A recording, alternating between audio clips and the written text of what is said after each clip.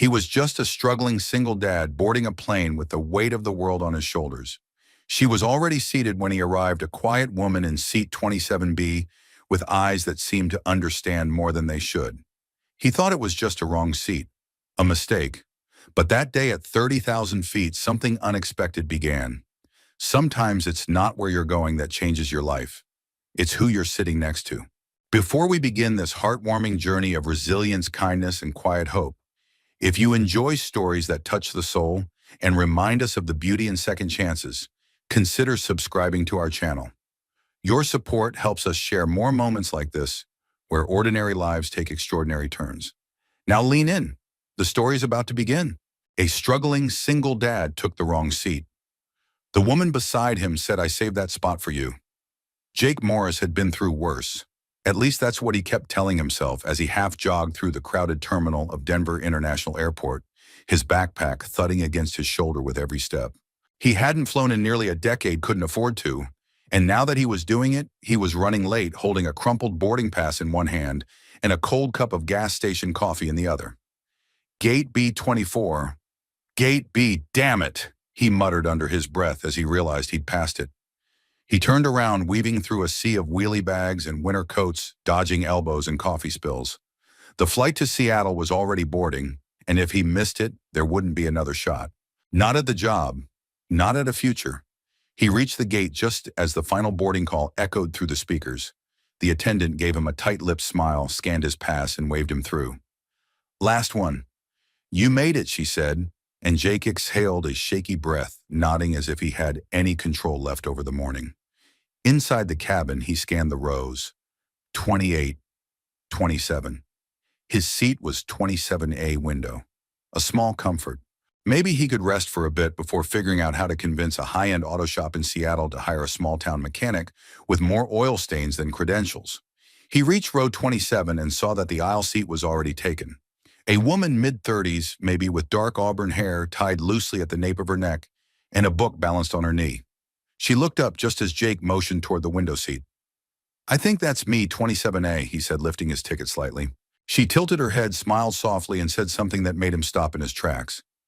"I saved that spot for you." He blinked. "Sorry." She closed her book with a quiet snap and gestured toward the empty seat. "Go ahead. Sit. I meant, it's yours." Jake hesitated, not sure if she was joking or being kind. There was something easy in her voice, not flirtation, not formality, just warmth. Like someone who recognized another lost traveler. "Thanks," he muttered, sliding past her, awkwardly knocking her elbow slightly with his backpack.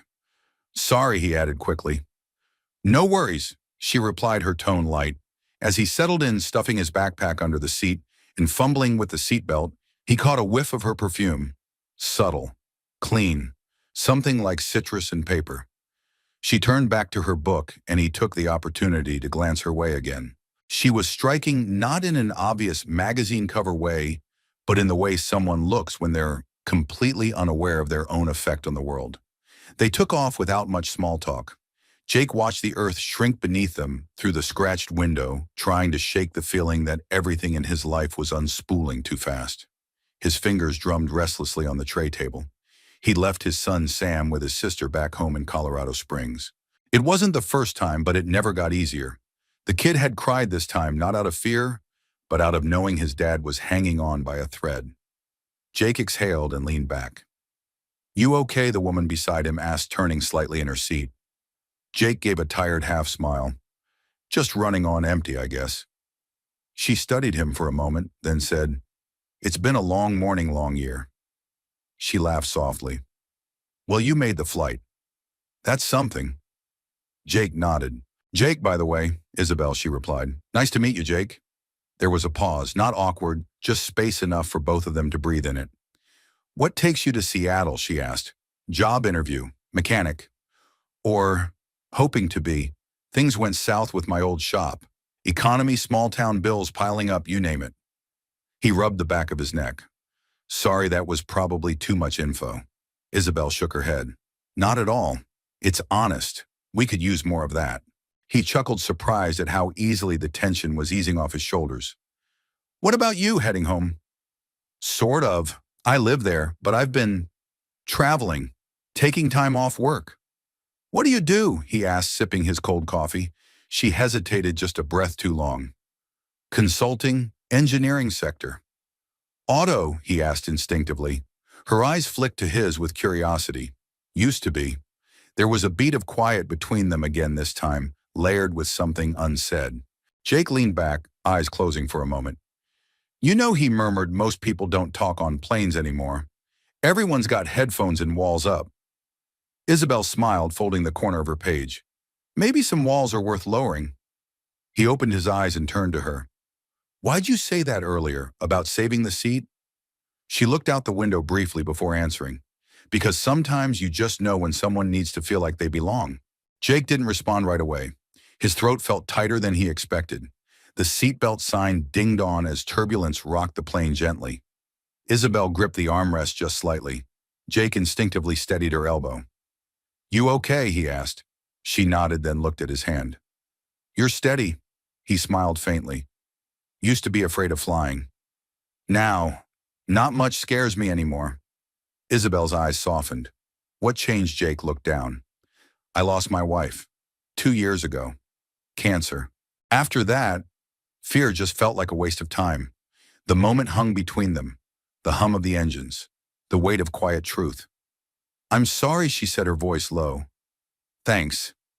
They didn't speak for a while after that, but it wasn't silence. It was something closer to shared understanding.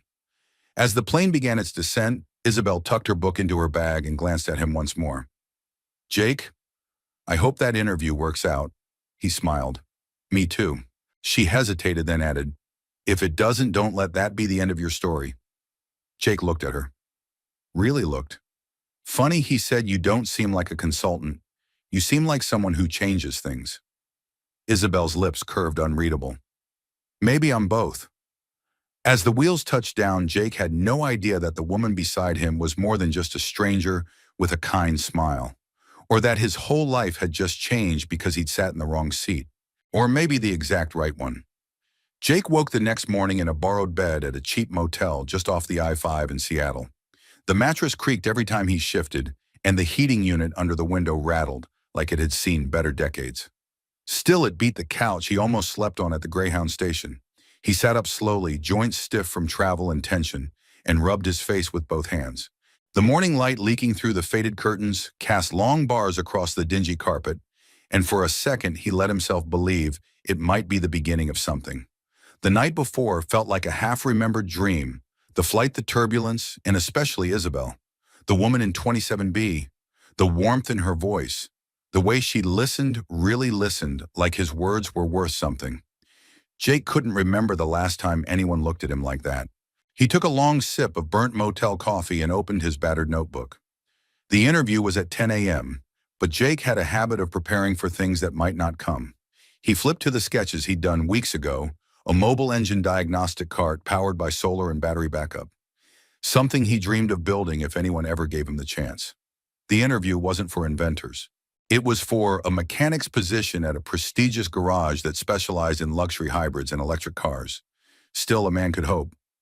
By 9:20, Jake had washed up, pressed the least wrinkled of his shirts, and walked the 6 blocks to the shop, a sleek, glass-wrapped facility nestled between a yoga studio and a Tesla dealership. It looked like the kind of place that would rather spit shine chrome than get grease under their nails. Jake took a breath and stepped inside. Appointment with Miss Ramirez, he told the receptionist, trying not to sound nervous. He was directed to a waiting area where the walls were lined with framed magazine features and awards. Green Garage of the Year, Seattle's most innovative auto facility. He felt like a man with mud on his boots at a wedding. After 10 minutes, a tall woman in her 40s, with sharp eyes and a no-nonsense bun, stepped out and introduced herself. Mr. Morris, I'm Claudia Ramirez. Follow me. They walked past polished workstations, diagnostic pods with touchscreens, and one car lifted on a robotic hoist that looked more like something from NASA than a repair shop. Jake kept his mouth shut and his awe tucked deep in his pocket. In the interview room, Claudia scanned his resume with a blank expression. I see you worked for 15 years at Baxter's Auto in Colorado Springs. Yes, ma'am. And you're trained in combustion engines, transmission systems, and carburetors. She raised an eyebrow. Jake offered a small smile. Old school stuff. I know EVs are different, but I've been self-studying hybrid systems for a couple of years now. Claudia nodded slowly. We don't typically hire mechanics without formal EV certification. I understand, Jake replied, his voice calm but firm. But I can learn fast and I don't make the same mistake twice. I've rebuilt engines other people gave up on. She folded her hands. We've already shortlisted a few candidates. Jake felt his chance slipping. Can I show you something? Claudia hesitated, then gestured toward the table. Jake reached into his folder and unfolded a rough sketch, the mobile diagnostics cart. This isn't perfect, he admitted, but it's a concept I've been working on. It's designed to help remote shops scan hybrid systems without needing a full facility. Something small towns could use. Claudia studied it. Her expression didn't change much, but she didn't push it away either. After a long pause, she stood. Wait here. Jake exhaled and tried not to count the seconds. The idea of going back home without a job was heavier than the thick Seattle clouds outside. 15 minutes passed, then 20. The door finally opened, but it wasn't Claudia who walked in. It was Isabel. Jake stood up instinctively, caught completely off guard. She looked different now, more composed, more formal. Wearing a tailored navy blazer, her hair tucked neatly behind her ears. Yet the same calm spark danced in her eyes. Jake, she said, offering a small smile. You made it. He blinked, still processing. You work here. She walked to the table, picked up his sketch. This idea. It's smart, resourceful, practical. You're thinking about people, not just engines. Jake shifted. I didn't realize you were senior technical advisor, she finished gently. I consult on innovation and community-based outreach projects. I've been away for a while, but I came back last month. Jake frowned. Was all that on the plane? Was it part of this? No, Isabel said firmly. That was just two strangers sitting beside each other. But I believed in what you said then, and I believe in it now. Jake lowered his eyes, not sure whether to feel grateful or embarrassed. I told Claudia to keep your file. She wasn't convinced, but after hearing your pitch, Isabel paused, then smiled. We want to offer you a trial position. You'll work under our senior tech shadow for 3 weeks. Show us what you got. Jake's breath hitched. Yeah?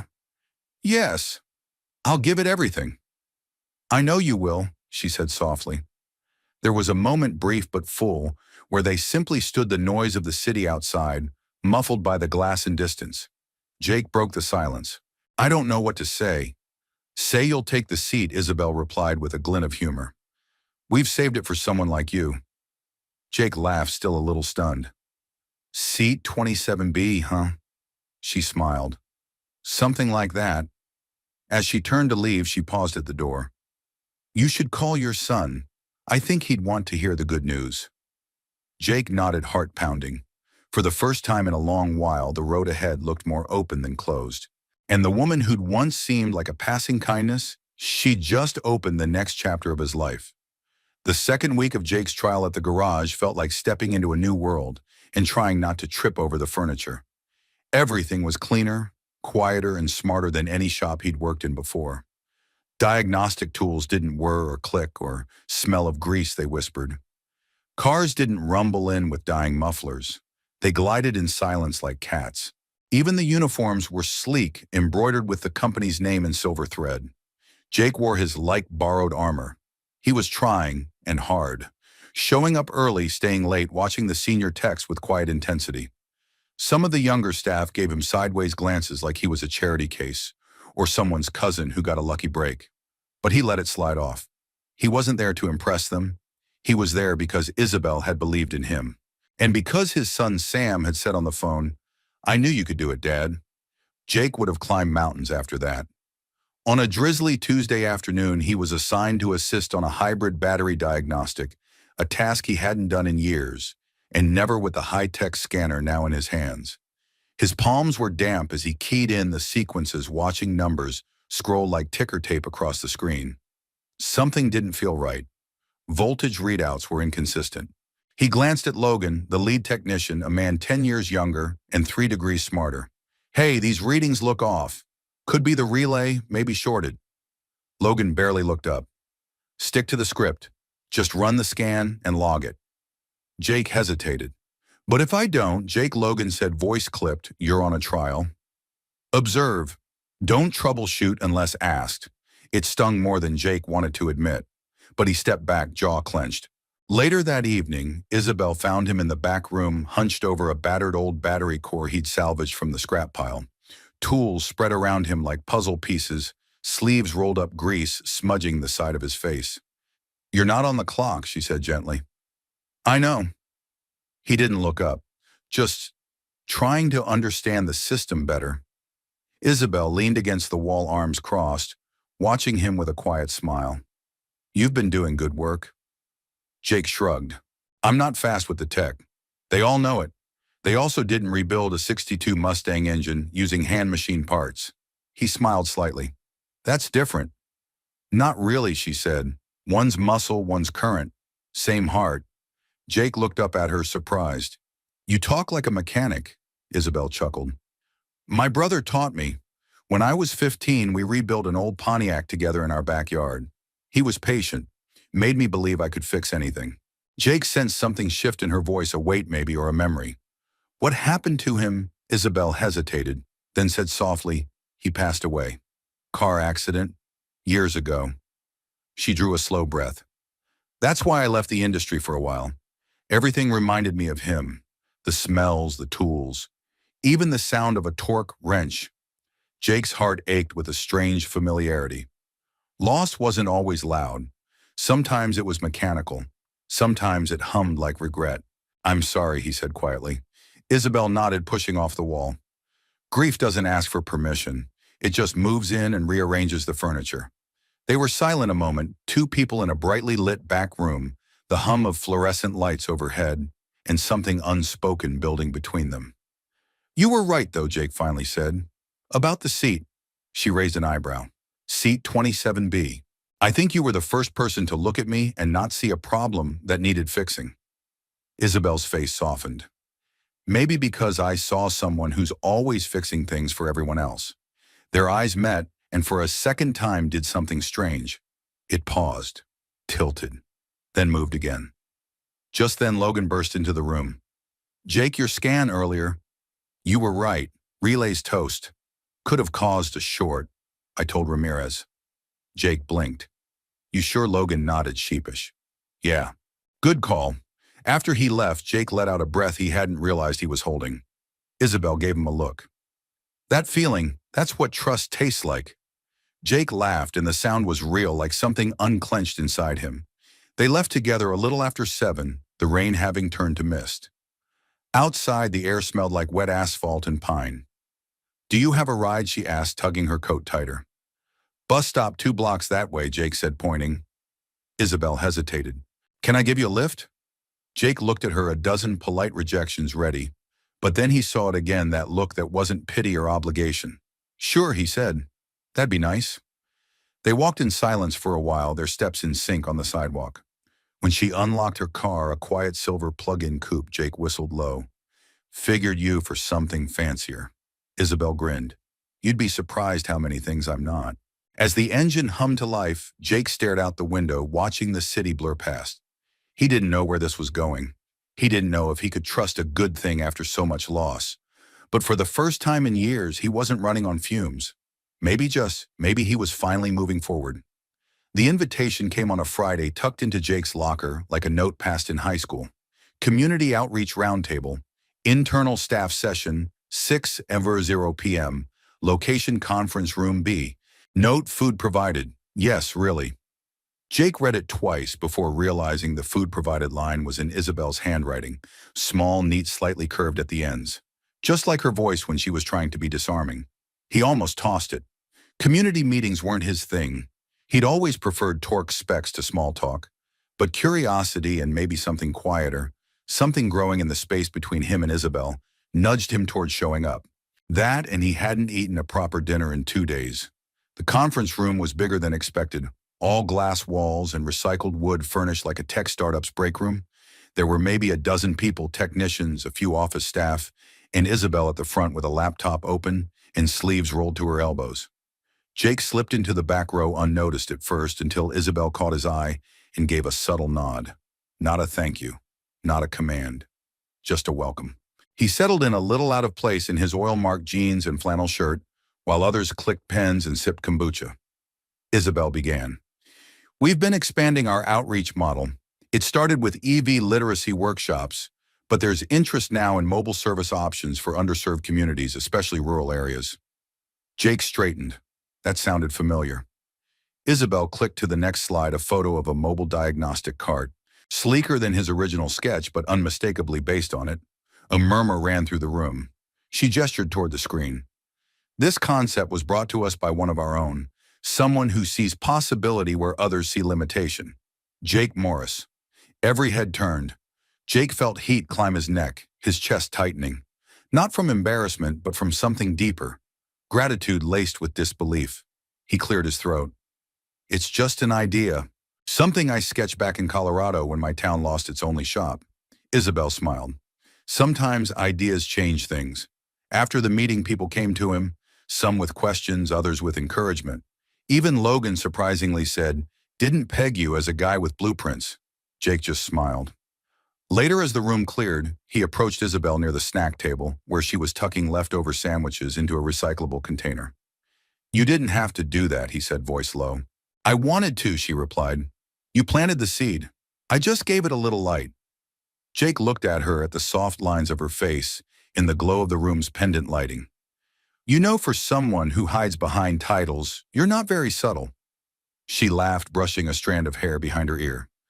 "You're not very easy to ignore." That silenced him for a beat. "I keep thinking about that flight," he said finally. "About what you said about saving the seat." Isabel tilted her head. "You thought I was just being polite." "I think," he said slowly, "you were the first person in a long time who didn't look at me and see failure." "I saw a man who still believed in trying," she said. "And that's rare." He glanced away. "I still don't get why you didn't tell me who you were." Isabel leaned against the table. "Because I didn't want you to feel like you owed me anything. I just wanted to hear you talk. Not pitch. Just be." Jake met her eyes again, steadier this time. "I think I like the version of me you see." "You should," she said softly. There was a long pause. He reached for a sandwich triangle, unwrapped it, then said, "So, what happens to the cart idea?" "We develop it," she replied. "Prototype testing.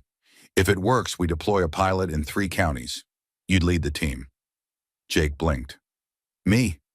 "You have the vision," Isabel said. "You know how to connect with people who aren't engineers, who don't speak in schematics." Jake was quiet, absorbing it. Then he grinned. "Can I still wear my flannel?" Isabel smirked. "I think that's required." They left the building together, the night air crisp with the scent of pine and distant rain.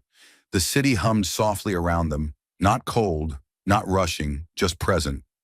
As they walked to her car, Isabel glanced at him. "So, Jake, if I were to book a flight somewhere random and save a seat again, would you sit next to me?" Jake chuckled. "Only if it's 27A this time. I like the window." She smiled, unlocking her car. "Deal." He opened the passenger door, then paused before getting in. "Why 27B?" She looked up at him, her eyes more serious now. "Because that's where I met the man who reminded me it's okay to believe in something again." Jake held her gaze. In the quiet night where engines didn't rumble and the city lights felt far away, Jake realized something. 27B wasn't just a seat. It was a turning point. And Isabel. She wasn't just the woman beside him. She was the reason he'd started to believe there was still more story left to write. The following Monday dawned overcast and heavy, a typical Seattle morning, with a sky the color of wet concrete. Jake stood outside the main garage building, clutching a steaming travel mug, and reviewing the mental checklist he'd made the night before. He wasn't sure what he was walking into. Claudia Ramirez had asked him to report to Building D at 8:00 a.m. Sharp, no explanation, given just a firm directive in her usual no-frills tone. Building D wasn't part of the main garage complex. It was tucked farther back on the property, past a row of electric trucks and the company's research annex. Jake had never been there, and neither had most of the other techs. As he approached the nondescript metal door, He could feel his pulse tapping at his throat. Was this where they quietly ended his trial period? A private handshake, a polite dismissal? Maybe the card idea had fizzled already, and Isabel's support couldn't change protocol. He reached for the handle. The door creaked open before he could knock. "Mr. Morris," said Claudia, crisply, holding a clipboard and stepping aside. "Come in." The inside of Building D was unexpected. Not a boardroom, not a lab. It was a garage, but stripped bare. No polished floors, no potted ferns. Just concrete tool cabinets, 2 utility carts, and a single vehicle parked on a lift. A hybrid prototype, its body sleek and unfinished paint matte black parts, exposed like muscle and bone. Jake whistled under his breath. Claudia's mouth twitched. "Glad it impresses. It's the GX9, one of only 3 in the US. The others are locked up in corporate R&D. Jake's eyes widened. "You want me to—" "You'll be assisting Isabel on the engine calibration." Claudia paused. "If she thinks you're ready—" Before he could respond, another door opened, and Isabel walked in wearing a slate gray coverall tablet and hand hair pulled back in a no-nonsense ponytail. For a moment, Jake forgot how to breathe. She smiled faintly. "Morning, 27A. Jake blinked. "You're running the project I designed the battery-to-drive calibration system 3 years ago." She shrugged. "Kind of a reunion." Claudia handed Jake a packet. "Sign these. NDA liability standard protocols. After that, it's all you two." And just like that, Claudia left, heels clicking across concrete like punctuation marks. Jake glanced at the car again, then at Isabel. "Why me?" he asked quietly. Isabel walked over to the prototype, resting a hand on its curved hood. "Because the person who designed this never thought it would reach the communities that needed it most. And the guy standing in front of me, he's already thinking about how to get it there." Jake exhaled slowly. "You could have picked anyone. I didn't want anyone." She looked up at him. "I wanted you." He stared at her, speechless. Then she handed him a wrench. They worked in tandem for hours. Isabel guided him through the powertrain system while Jake adjusted settings, his fingers learning new controls with every twist. She didn't hover, didn't condescend. She taught the way real teachers did, by trusting you to rise to the challenge. By noon, his back ached and his shirt clung to his skin, but he didn't care.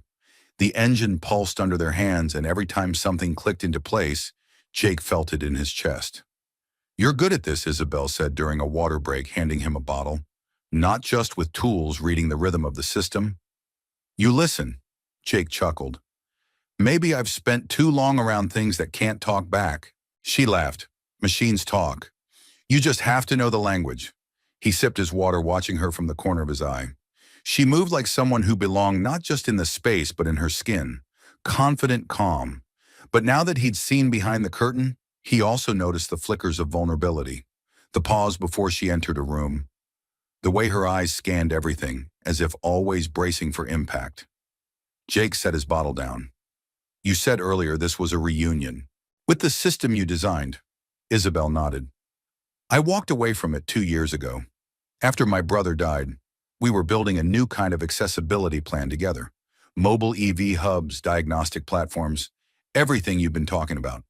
But after the accident, I couldn't touch it." Jake's chest tightened. "I'm sorry." She shrugged. "For a while I convinced myself that stepping back was honoring him. But the truth, I was scared to fail without him." Jake swallowed. And now she looked at him. "Now I think he'd want me to keep building with people who still believe in the work." Jake leaned against the workbench. "You're not the only one who walked away from something." Isabel tilted her head. "When my wife got sick," he said, voice low, "I stopped dreaming. Fixing cars was the only thing I could still control. But the rest, I gave up on it, even when Sam needed me to dream for both of us." Isabel moved closer, not touching him, but standing close enough that he felt her warmth. "You're dreaming again, Jake. I see it." Their eyes met the space between them, narrowing not physically but emotionally, like two people walking across parallel bridges and realizing they'd always been heading toward the same place. Suddenly, the prototype beeped, interrupting the silence. Jake looked down at the tablet. "Calibration complete," he read aloud, almost stunned. Isabel grinned. "Then I'd say the test was a success." He handed her the wrench with mock solemnity. "We make a good team." She accepted it. I think we've known that since row 27. They stood there framed in the quiet garage, the machine behind them, humming like a heartbeat brought back to life. Jake didn't need a formal offer letter. Not anymore. He already knew he'd found the job that mattered, and maybe something more. The days following the successful calibration felt like a dream. Jake couldn't shake the feeling that he had crossed some invisible threshold, a place where things weren't so easily dismissed, where his talents, once so confined to the underbelly of mechanics, now felt relevant, seen and valued. He had always prided himself on his ability to fix things, but fixing people, or at least finding a way to connect with them, felt like a whole new challenge. Yet that was exactly what Isabel had done for him. She had looked at him not as a mechanic, but as a partner. She had seen past the grease-streaked hands and the worn-out jeans straight into the parts of him that had been waiting for someone to notice. By Thursday morning, Jake found himself waking earlier than usual, excited to start his day. He didn't often get that kind of feeling. The garage had never been the place he'd imagined thriving, but something about this new path was different. There was purpose in it more than just fixing broken cars or machines. The idea of helping to make a system that could change lives felt right. It felt like he was starting something, not just fixing it. Isabel was already at her workstation when Jake arrived, laptop open, papers scattered deep in thought. He wondered how long she'd been there before he'd walked in. She always seemed to be moving at a pace too fast for anyone else to keep up with, but he admired it. "Morning," he greeted, leaning against the doorway. Isabel looked up, her eyes lightening with a smile. "Morning, 27A. We're almost there. Just a few more calculations, and we can run the final tests." He walked in and dropped his bag beside the bench. "I thought we were done with the testing." We were. But now we need to get the broader impact in play. Once the calibration's complete, we have to figure out how to scale it.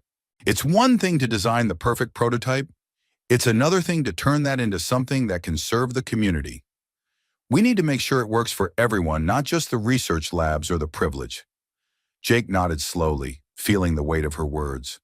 That was the kind of thing he had been thinking about, the idea that even in a world of progress, there was still an element that always got left behind. He had seen that firsthand. Growing up in a small town where the only thing they could count on was a local mechanic, where technology never reached far enough to touch their lives, he understood exactly what Isabel meant. His thoughts were interrupted by the shrill ring of his phone. He glanced at the screen and frowned when he saw the number. It was the local hospital, and immediately his heart rate spiked. He hadn't been expecting a call from them. With a sigh, he answered. "This is Jake," he said, his voice already tight. "Mr. Morris," a woman's voice greeted him. "This is Heather from Mercy Hospital. I'm calling to inform you that we have a potential donor who has requested to speak with you." Jake blinked, stunned. A donor? The last few months had been a blur of hospital visits, unpaid bills, and trying to juggle everything. But a donor? I'm sorry, you have the wrong person." Jake stammered, his mind racing. "I'm just a mechanic." "There's no mistake, Mr. Morris. The donor has specifically asked to help with your son's medical bills. We've been in touch with your wife, but we were unable to get in touch with you earlier. Would you be available to speak with them?" Now Jake's breath caught. "Wait, what, you're serious?" "Yes, please hold while I transfer you." Before Jake could process, the phone clicked, and suddenly there was a voice on the other end, a voice Jake didn't recognize. "Mr. Morris," the voice said, calm and composed. "This is Grace Stevenson. I'm a philanthropist and advocate for children's health care. I've been following your family's story for some time now, and I'd like to help." Jake stood frozen in disbelief. He had heard about donors like this, people with too much money who were seeking to make a difference. But never in a million years had he imagined one would reach out to him. I don't know what to say," Jake finally managed. "Why me? Why my son?" Grace's voice softened.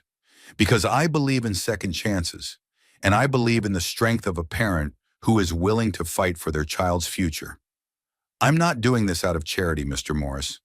I'm doing this because you have shown that kind of strength.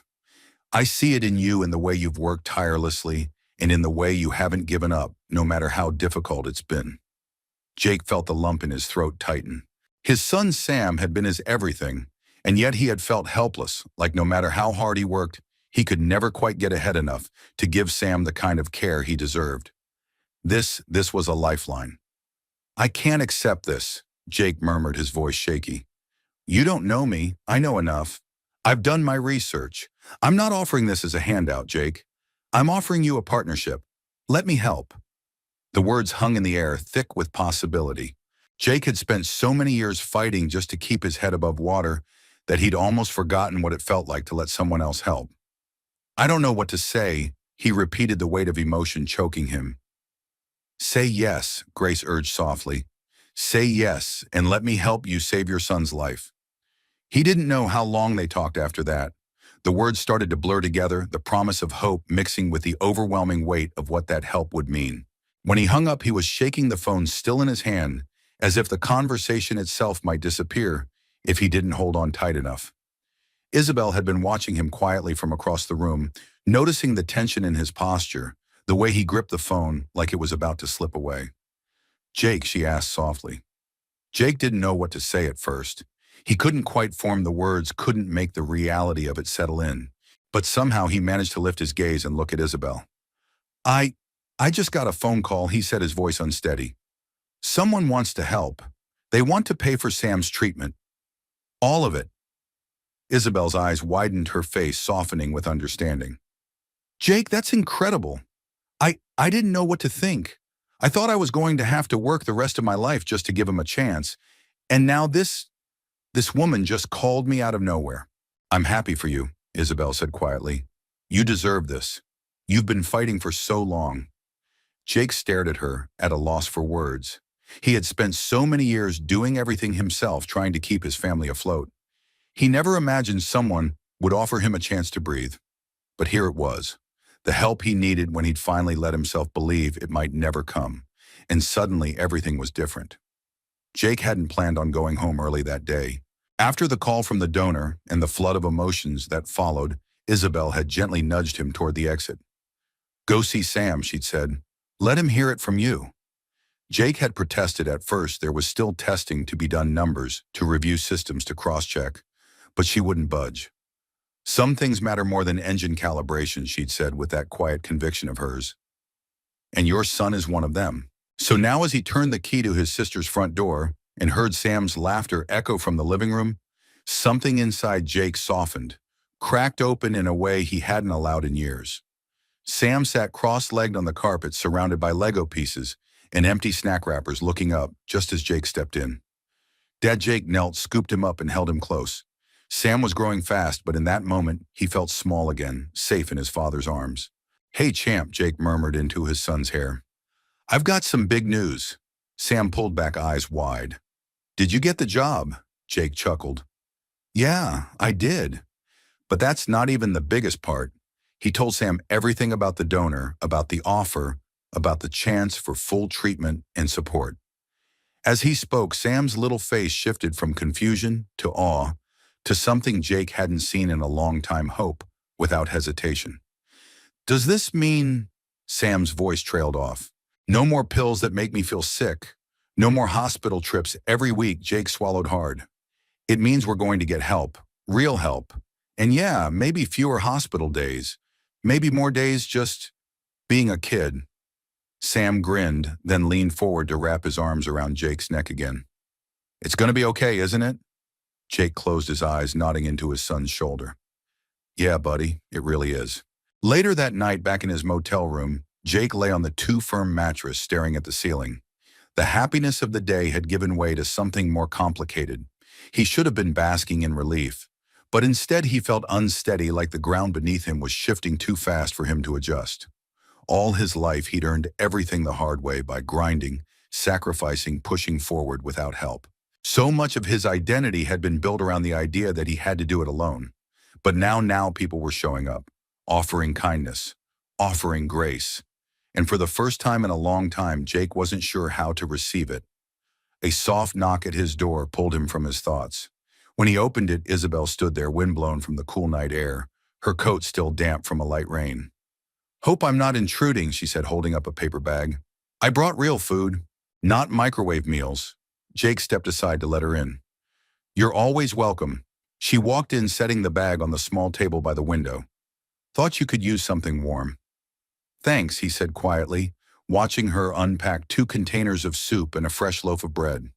For a few minutes, they ate in silence, the kind that didn't feel awkward, but honest, like neither of them wanted to fill the space just for the sake of noise. I'm proud of you, Isabel said eventually, for taking the call, for saying yes. Jake looked at her over his spoon. You make it sound easy. It's not, she admitted. It's one of the hardest things actually letting people in, especially when you've spent years building walls to keep the world out. He nodded slowly. I guess. I got so used to holding everything together on my own that the idea of accepting help felt like weakness. It's not, Isabel said. It's courage. Vulnerability is what rebuilds us. Jake studied her then, the flicker in her eyes, the softness beneath the strength. And he realized he wasn't the only one learning to let go of old armor. Isabel, back on the plane when you said you saved that seat for me, did you mean it? She smiled gently. At the time, I didn't know why I said it. Maybe it was instinct. Maybe it was just something that felt right. But now, I think it was a beginning, a way of saying, I see you. Jake's voice was quiet. No one said that to me in a long time. Well, she said, reaching across the table, her fingers brushing his. Maybe it's time someone did. He looked down at their hands, hers resting lightly on top of his.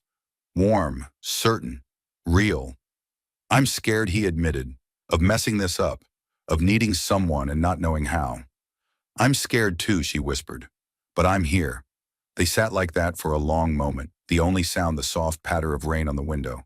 Jake finally exhaled. You know I don't believe in coincidences. Me neither. You think, maybe some people are meant to find each other, even in strange ways. Isabel's eyes met his. I think some seats aren't just saved. They're chosen. Jake leaned forward, closing the space between them just enough that their foreheads touched. It wasn't a kiss. Not yet. But it was something more powerful, trust. The kind you relearn piece by piece after years of going it alone. That night, Jake didn't sleep like a man carrying the weight of the world. He slept like a man who had finally found a place to rest. It started as a drizzle, just enough to pattern the pavement with dark spots.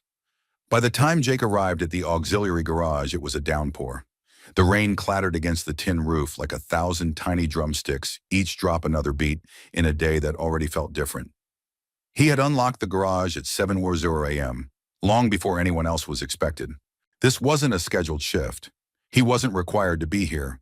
But he needed the space. He needed the work, something to ground him, something to clear the emotional fog left in the wake of that night with Isabel. They hadn't kissed. Not quite. But the line between them had been erased. Whatever it was becoming, it was no longer just coincidence. Inside the garage, the prototype GX9 stood silent, waiting. Jake circled the vehicle like a man with reverence. The calibration was done, but Isabel had left him with one final puzzle, a mechanical problem, with the rear drive coupling that hadn't shown up on the diagnostics. She'd raised an eyebrow and said, "Sounds like a Jake Morris job to me." Now he was chasing that faint rattle, the whisper of friction, in a system too advanced to hiccup without reason. Rain slanted against the wide bay doors. Jake kept the overhead lights off, preferring the gray-blue light leaking through the windows. It was the kind of morning that whispered instead of shouted, and he liked that. It made space for memory. He worked slowly, deliberately, tools in hand, mind quiet. It reminded him of the garage back in Colorado Springs, the one with the busted heater and the radio that only played static. Back then, it had been just him and Sam, his tiny son, wrapped in a coat too big, sitting on a stack of tires with a juice box in hand, watching his dad bring dead things back to life. Jake was elbow deep in the coupling housing when he heard footsteps behind him. He didn't turn. "Claudia, I know I'm not on the schedule, but I promise I'm not tampering. Just running a check." "Guess again." The voice stopped him mid-bolt. He looked up over his shoulder. Isabel stood in the doorway, her coat soaked through her hair clinging to her cheeks. She looked like she'd walked straight through the storm instead of around it. Jake straightened. "You walked here," she shrugged. Felt right. He wiped his hands on a rag. "Everything okay?" She stepped further inside the door, creaking closed behind her. "I was supposed to be in a budget meeting. Halfway through, I realized I didn't want to talk about numbers. I wanted to talk to you." Jake tossed the rag onto the bench. "That right?" She nodded, her eyes locked on his. "Last night? What we said, what we felt, I don't want to shelve it like it didn't happen. I've done that before. Pack things into boxes labeled later or someday, but it doesn't work. Life doesn't wait. Jake studied her, the way her breath caught slightly when she spoke, the flicker of fear behind her resolve. She wasn't just here to talk. She was here to risk something. He stepped closer slowly. I know, he said. I've done the same. Told myself to focus on work, to stay in my lane. But last night changed something. You changed something. They stood in the middle of the garage, surrounded by silence and steel and rain.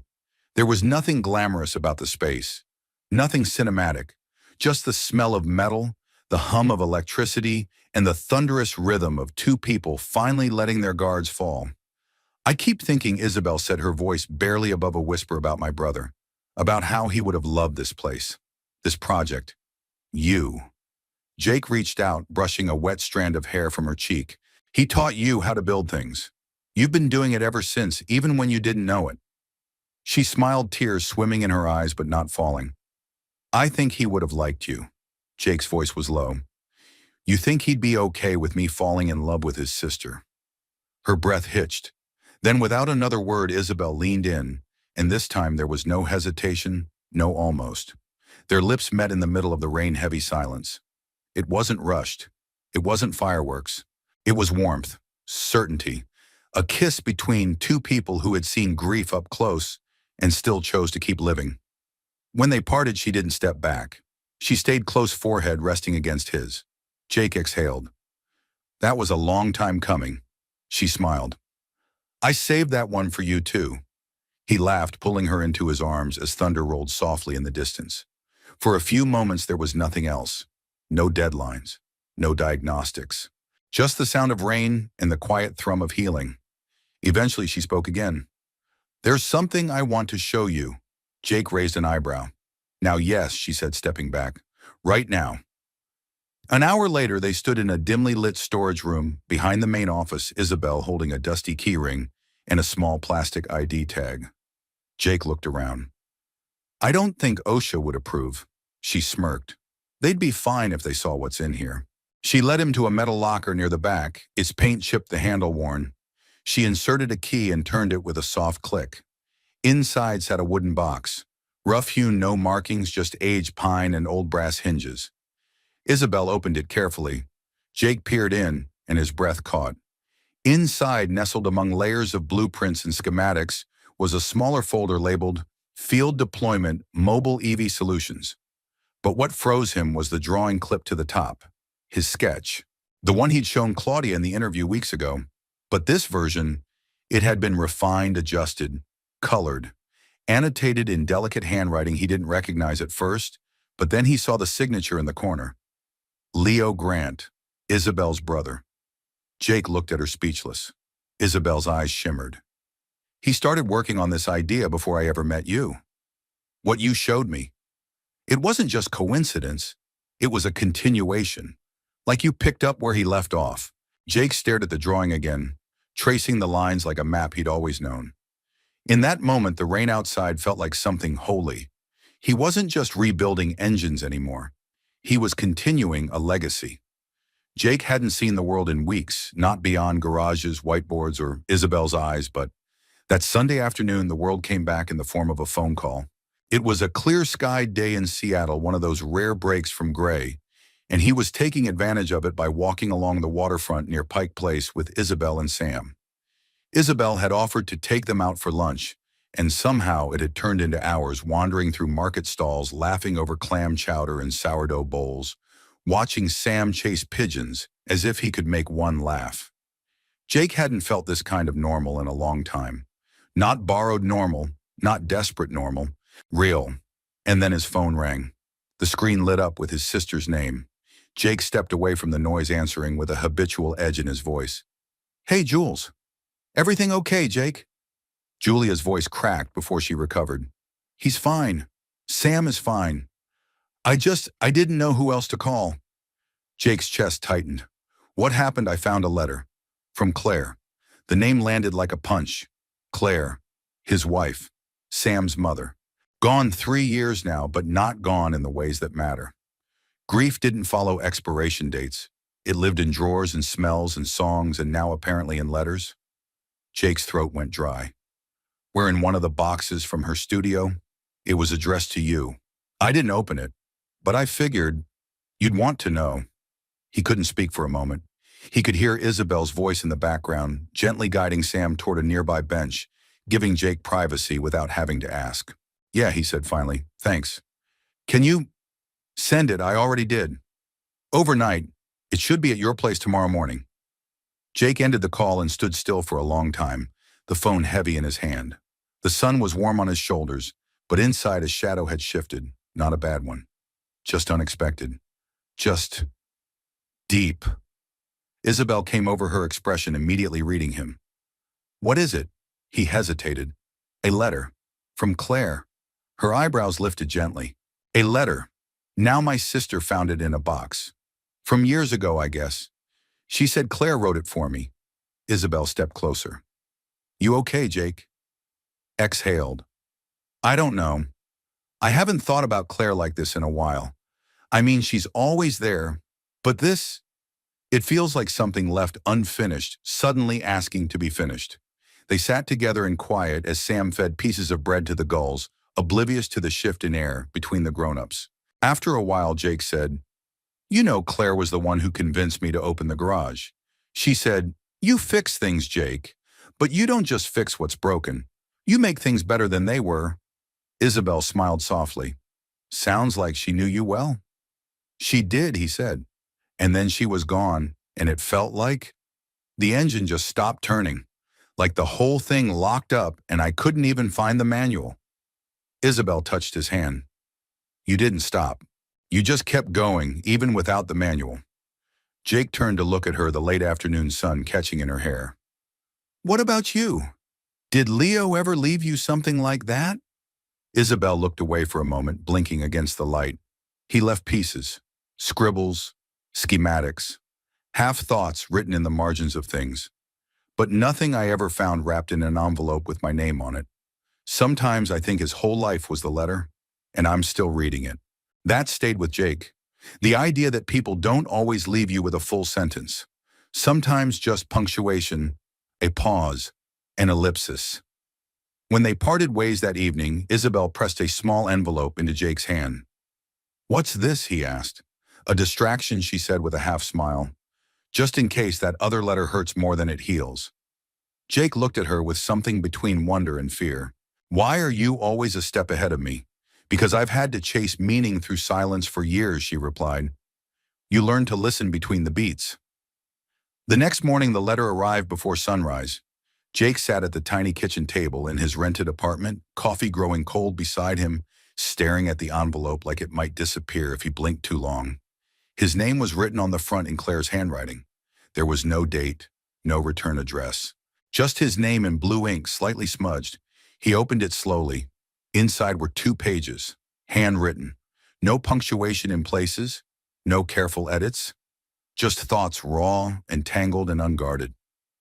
Jake, I know this isn't the kind of thing people do, writing letters for after they're gone. But I know you. I know how you carry things, heavy things, quietly. And I wanted to take something off your back. You did everything you could. You made me laugh when I couldn't stand. You held my hand like it could keep me here. It almost did.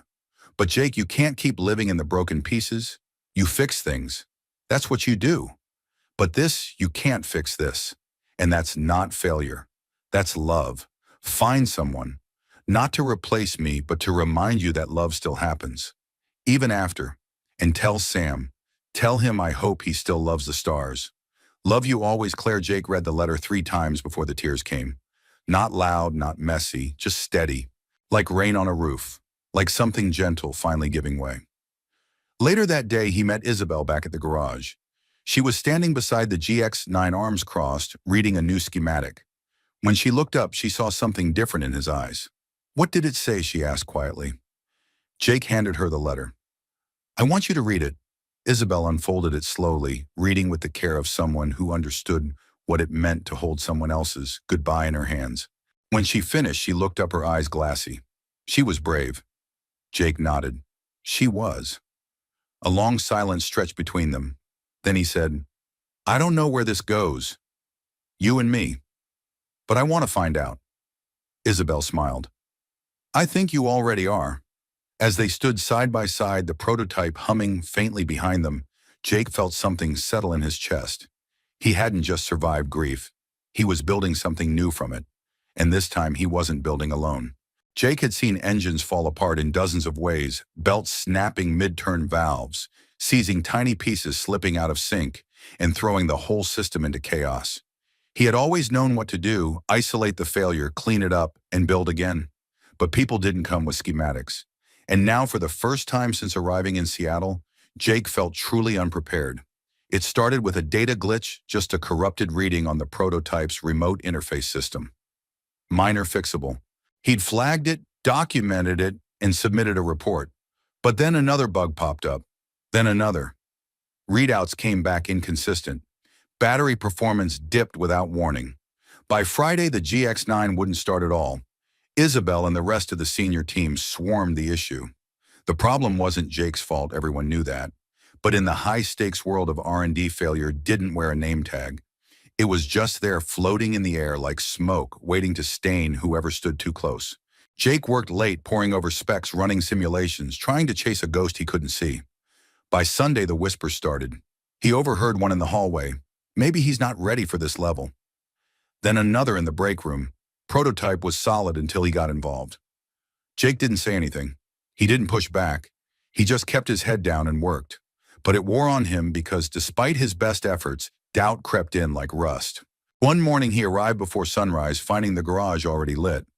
Isabel was inside, seated cross-legged on the concrete floor, back against a toolbox tablet balanced on her knee. She looked up, bleary-eyed but alert. You shouldn't be here yet, Jake said softly. I could say the same to you. He hesitated before sitting beside her shoulder to shoulder the silence comfortable. Familiar. I think I'm losing it, he confessed. This system, it's beating me. I can't find the flaw. I've checked every connection, every software string. Nothing makes sense. Isabel closed her tablet and looked at him. You're not the flaw, Jake.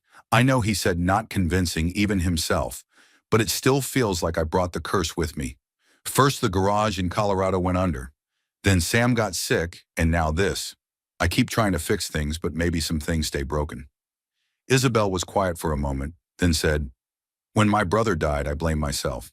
He was driving to pick me up from a meeting I shouldn't have scheduled. I told myself I was responsible for the timing, the weather, the road, every variable I couldn't control. It ate me alive. Jake turned to her, surprised. I've never heard you say that before. Because it still hurts, she admitted. But pain doesn't mean you're broken. It just means you survived something that tried to shatter you. Jake's voice was a whisper. What if surviving isn't enough? It is, she said. And so is building something from the ruins. She reached out, took his hand, and pressed something into his palm. He looked down. It was a small gear, from a child's toy engine, a familiar one. This was Sam's, she said. He left it in the back seat of my car last weekend. I was going to give it back, but then I thought, maybe you needed the reminder more than he did. Jake held the piece tightly. It was blue plastic worn around the edges, but still perfectly shaped. Still whole. A flood of emotion hit him: how far they'd come, how much they'd fought, and how close he'd come to walking away again. I don't want to mess this up, he said, voice raw. Not the prototype. Not us. You won't, she whispered. But you do have to fight for it. Not like a mechanic. Like a man who believes this, she gestured, between them is worth the risk. Just then Claudia walked in, her expression unreadable. We need to talk, she said, her voice clipped, but not cold. Jake stood, bracing himself. Claudia held up a report. The calibration failure isn't on you. The firmware patch we installed 2 weeks ago had a security bug. Encrypted data wasn't syncing with the battery relay. It's corporate's fault, not yours. Jake stared at her. You're sure I filed the report, she said. But there's more. The board is nervous. They're pulling funding for the pilot launch until we can rebuild trust in the system. That means delays and cuts. Jake felt the blow like a hammer. So what happens now? Claudia glanced at Isabel. Technically, your trial ends this week. I could push for an extension. But given the circumstances, it won't carry much weight unless what Isabel asked, stepping forward. Unless we go rogue, Claudia said, surprising them both. Unless we build an external use case that corporate can't ignore. A field trial. Proof of concept. Something they have to reinvest in. Jake blinked. You're serious, Claudia nodded. I'm tired of watching good ideas die on polished floors. A spark ignited behind Isabel's eyes.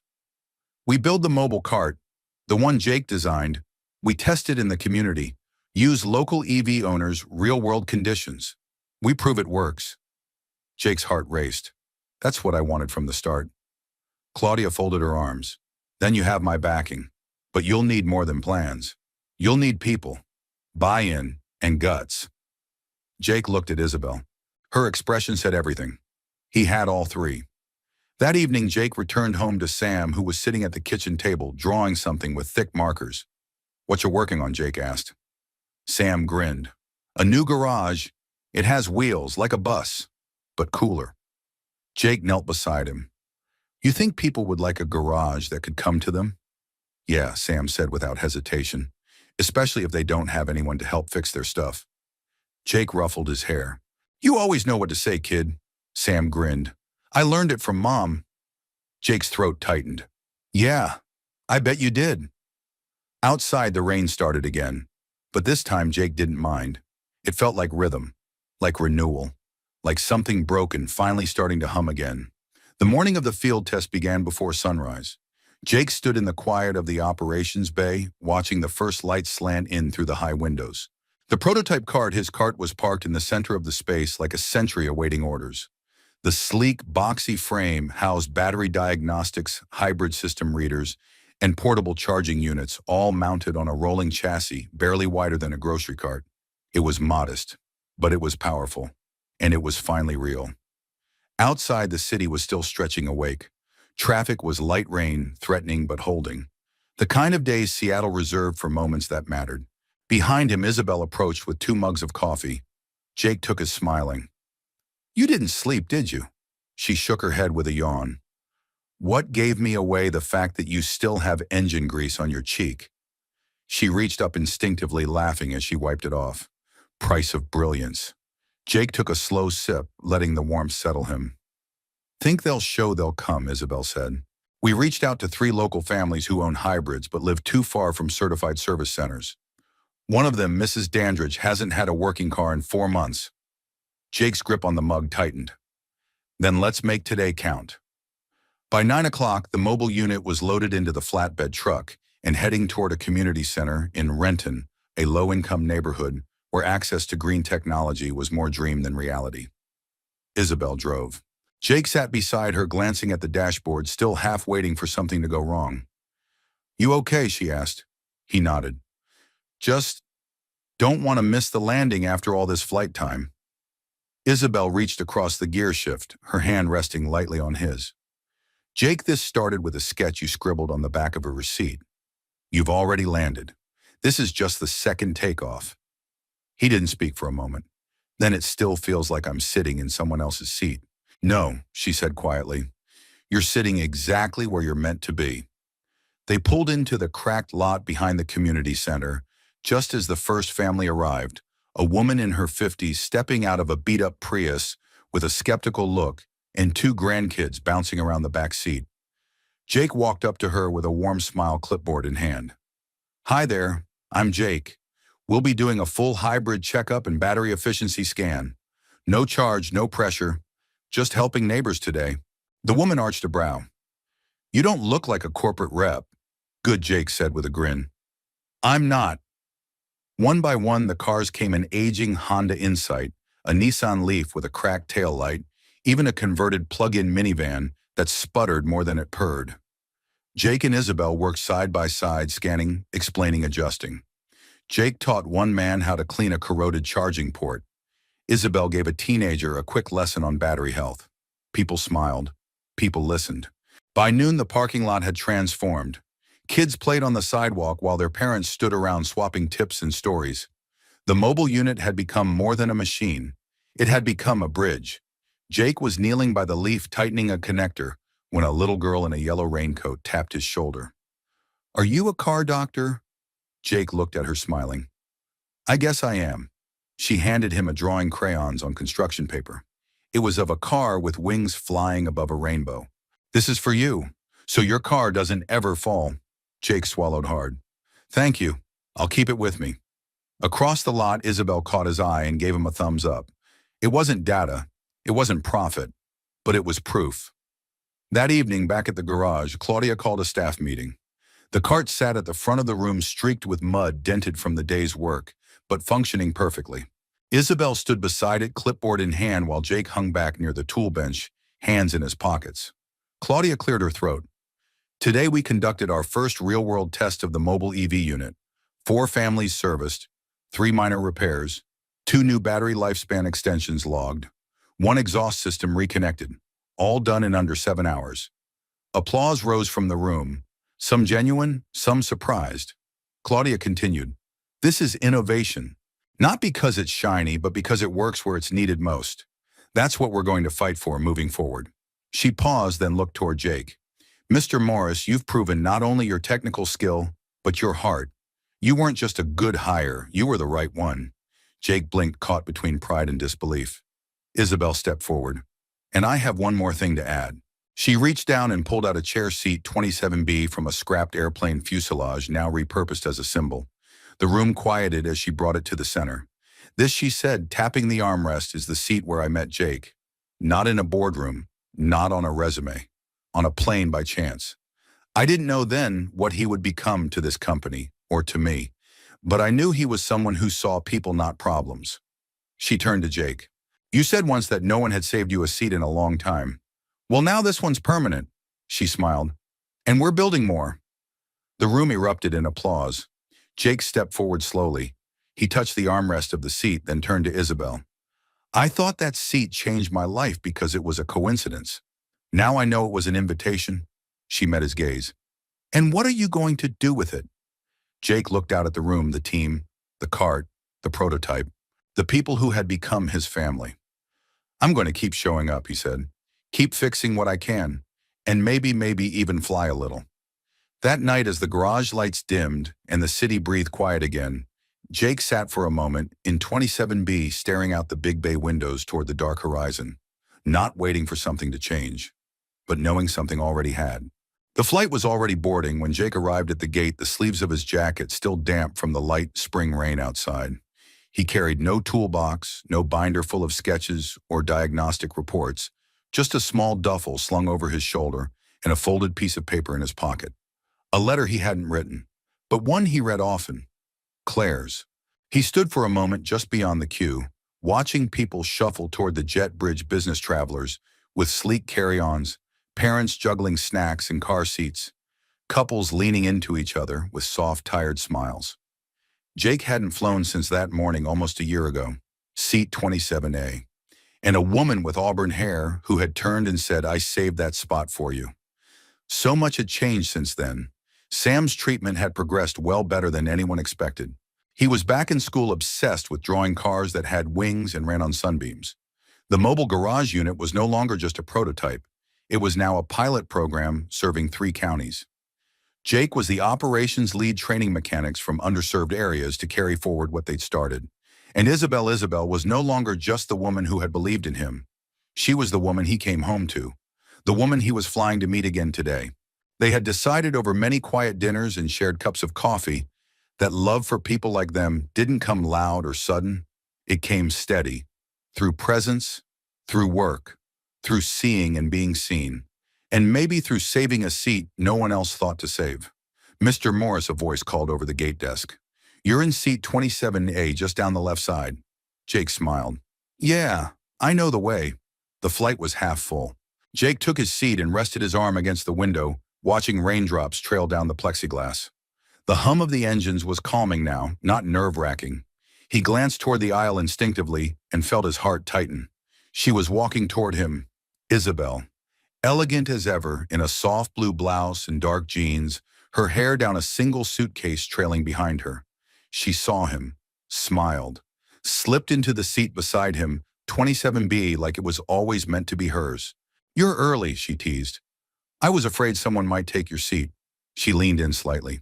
That's impossible. It was saved for me. Jake chuckled, shaking his head.